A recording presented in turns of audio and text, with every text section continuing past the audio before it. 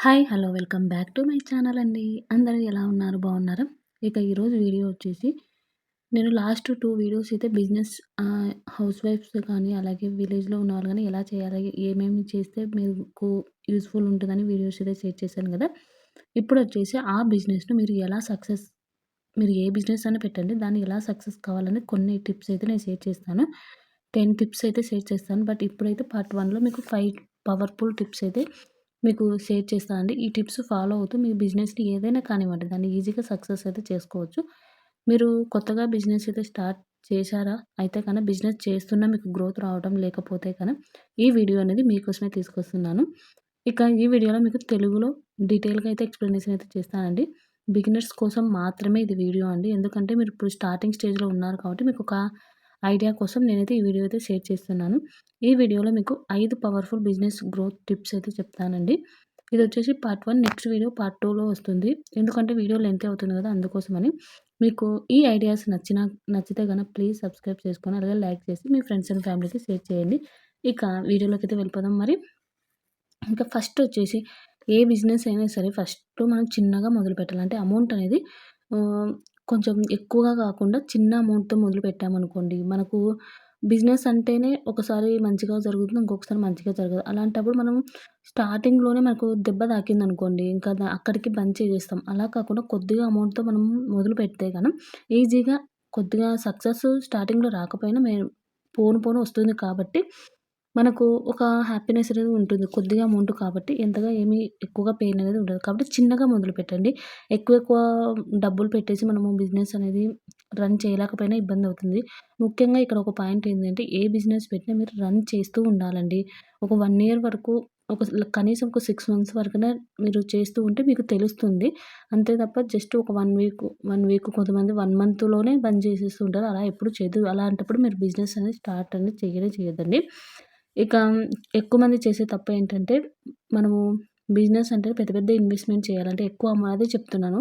ఎక్కువ ఎక్కువ అమౌంట్ అనేది ఇన్వెస్ట్‌మెంట్ చేస్తేనే బిజినెస్ అని ఎప్పుడు అనుకోద్దు. చిన్న చిన్న అమౌంట్‌తో కూడా మనం ఆహ్, మనకు తగ్గట్టుగా, మన పరిస్థితులకు తగ్గట్టుగా మనం చిన్న చిన్న అమౌంట్‌తో కూడా ఈజీగా బిజినెస్ అనేది స్టార్ట్ చేయొచ్చు. ఎప్పుడూ కూడా స్టార్టింగ్ అప్పుడు మీరు చిన్నగానే మొదలుపెట్టండి. చిన్నగా మొదలుపెట్టి నెమ్మదిగా అంటే ఇంక పోను పోను ఒక నెల, 2 నెలలు, 3 నెలలకి మీకు అది తెలిసిపోతుంది. దాని ద్వారా మీరు ఈజీగా పెంచుకుంటూ పోవాలండి. అమౌంట్ అనేది పెంచుకుంటూ పోవాలి. ఈ చిన్న స్టెప్సే మనకు పెద్దగా సక్సెస్ అనేది వస్తుందండి. డైరెక్టు ఎక్కువ అమౌంట్ పెట్టేసి అది లాస్ అయితే దాన్ని బంద్ చేయడం అలా కాకుండా చిన్న చిన్నగా మీ బిజినెస్‌ని మీరు గ్రోత్ అయితే చేసుకోవచ్చు. ఇక నెక్స్ట్ వచ్చేసి మీరు ఏ బిజినెస్ చేస్తున్నారు అనేది మీ కస్టమర్ ఎవరో తెలుసుకోవాలి. అంటే మీరు ఇప్పుడు లేడీస్‌కి సంబంధించినవి చేస్తున్నారనుకోండి. అంటే బ్యాంగిల్స్ గానీ, శారీ బిజినెస్ కానీ అలా. అవన్నీ మనకు ఓన్లీ లేడీస్‌కి మాత్రమే ఉపయోగపడతాయి. అలా మీ బిజినెస్‌కు తగ్గట్టు మీరు ఏం చేస్తున్నారో అది ఎవరికి టార్గెట్ అంటే హౌస్ వైఫ్స్ వాళ్ళకా? లేకపోతే లేడీస్‌కా? లేకపోతే పిల్లలకా? లేకపోతే బాయ్స్‌కా? లేకపోతే పెద్దవాళ్ళకి యూజ్ అయ్యేదా? అది మీరు ఏ దానికి ఎవరిని టార్గెట్ చేస్తూ మనం బిజినెస్ చేస్తాము అనేది మీరు చూసుకోవాలి. అంటే మీ కస్టమర్ ఎవరో తెలుసుకుంటే ఆటోమేటిక్‌గా మీకు బిజినెస్ అనేది మీకొక అంటే క్లారిటీ వచ్చేస్తది. ఓకే. మా కస్టమర్స్ వీళ్ళు. అంటే ఇప్పుడు ఉదాహరణకు లేడీస్ అనుకోండి. అంటే లేడీస్‌కి సంబంధించిన ఐటెమ్స్ మాత్రం ఇక్కడ దొరుకుతాయి కాబట్టి దానికి తగ్గట్టు మనం క్రియేట్ చేసుకోవచ్చు. ఆ షాప్‌ను కానీ, అలాగే మనం బయట పెట్టే బోర్డ్ నేమ్ గాని అలా. లేకపోతే ఇంట్లో ఉండి చేసేవాళ్ళైనా కూడా మన టార్గెట్ ఎవరంటే మన కస్టమర్ ఎవరో తెలుసుకుంటే ఈజీగా మన బిజినెస్ అనేది కూడా చాలా బాగా సెట్ అవుతుందండి. అందుకోసమే మీరు అమ్మేది ఎవరి కోసం అంటే పిల్లలకా, ఆడవాళ్ళకా, లేకపోతే ఉద్యోగస్తులకా, హౌస్ వైఫ్స్‌కా ఇది క్లియర్ అయితే మీకు ఆటోమేటిక్‌గా సేల్స్ అనేది పెరుగుతూ ఉంటాయి.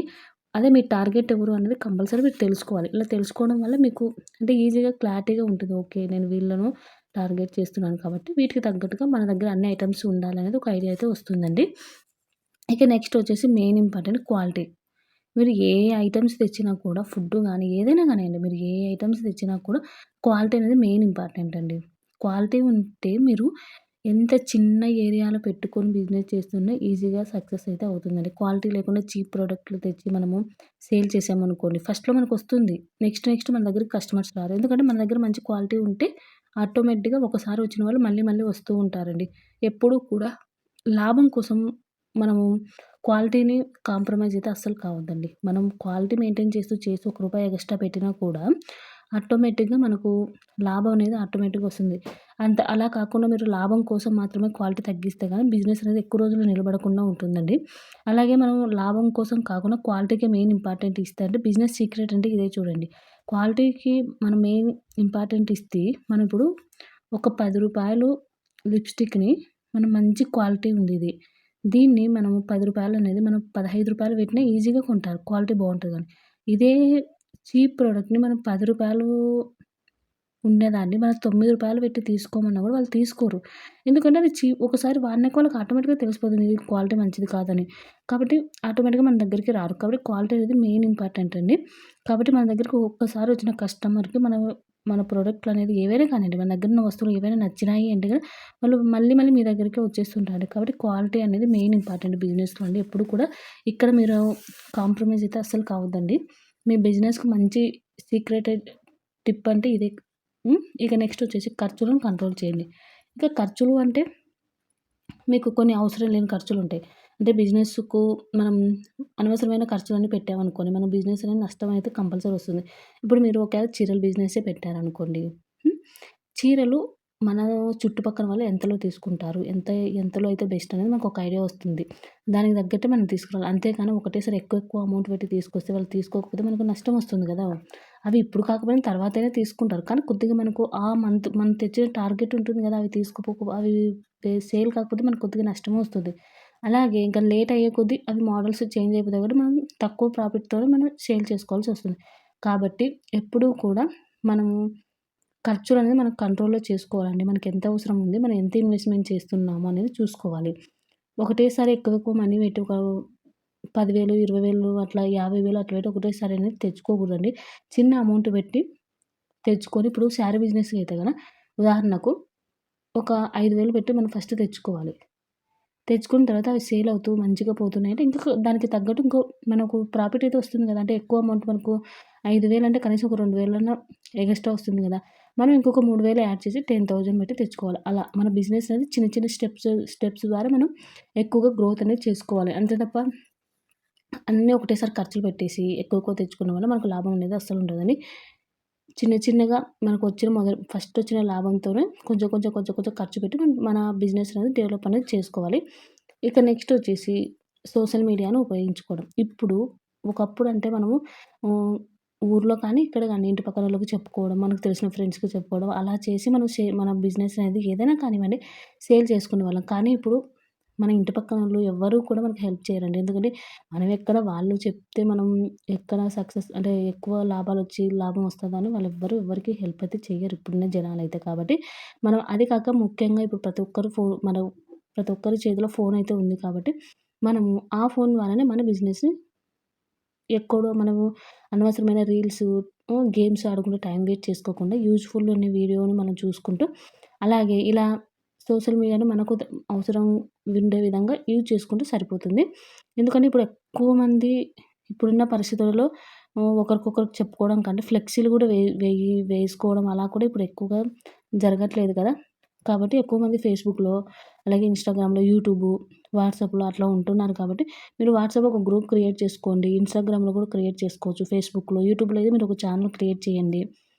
అలా కూడా మీరు ఈజీగా మార్కెటింగ్ అనేది చేసుకోవచ్చండి. ఫ్రీగా అయితే చేసుకోవచ్చు దీనిలలో. ఎక్కడ కూడా మీరు ఒక్క రూపాయి కూడా ఇన్వెస్ట్‌మెంట్ చేయాల్సిన అవసరం కూడా ఉండదండి. మీరు రోజుకొక వీడియో యూట్యూబ్‌లో అనుకో ఒక వీడియో పోస్ట్ చేసుకోవచ్చు. ఫేస్‌బుక్‌లో అయినా, ఇన్‌స్టాగ్రామ్‌లో అయినా కూడా వాట్సాప్‌లో అయితే స్టేటస్‌లో పెట్టుకోవచ్చు. ఒక గ్రూప్ క్రియేట్ చేసుకొని. ఇలా మీరు మీ బిజినెస్‌ని ఏదైనా కానీ మీ దగ్గర ఉన్న ఫోన్ నుంచే మీరు ఈజీగా ఒక్క రూపాయి కూడా ఎవరికీ ఇవ్వకుండా కూడా మీరు ఈజీగా ఫ్రీ మార్కెటింగ్ అయితే చేసుకోవచ్చండి. మీ బిజినెస్ అనేది చాలా బాగా డెవలప్ అవుతుంది. ఇక్కడ సోషల్ మీడియా వచ్చేసి యూట్యూబ్ అయినా ఏదైనా తీసుకోండి. కానీ వీడియో అనేది క్లారిటీగా తీసుకొని వీడియోలు అప్‌లోడ్ చేయడం, మంచిగా చెప్పడము, అలాగే మీ దగ్గర ఉన్న ఏం చేస్తున్నారో దాని గురించి క్లియర్‌గా ఎక్స్‌ప్లనేషన్ చేయడము. అలా చేసుకుంటూ మీరు ఈజీగా ఫోను నంబరు ఒకటి వాళ్ళకు అంటే స్క్రీన్ మీద యాడ్ చేశారనుకోండి. అలా మీ బిజినెస్ అనేది ఈజీగా అయితే సేల్ అయితే మంచిగా అయితే అవుతుందండి. ఇప్పుడొచ్చేసి నేను పార్ట్ 1లో మీకు 5 టిప్స్ మాత్రమే చెప్పానండి. చాలా అంటే చాలా పవర్‌ఫుల్ అండి. నేను చాలా రీసెర్చ్ చేసి ఈ పవర్‌ఫుల్ బిజినెస్ టిప్స్ అయితే చెప్తున్నాను. ఇవన్నీ ట్రై చేయండి. నేను నెక్స్ట్ వీడియో కూడా చేశాను. ఒక 5 ఉన్నాయి. ఈ 10 మీరు మీ బిజినెస్‌లో ఏదైనా చేయండి. దానిలో మీరు అప్లై చేసి చూడండి. మీకు కంపల్సరీ సక్సెస్ అయితే వస్తుంది.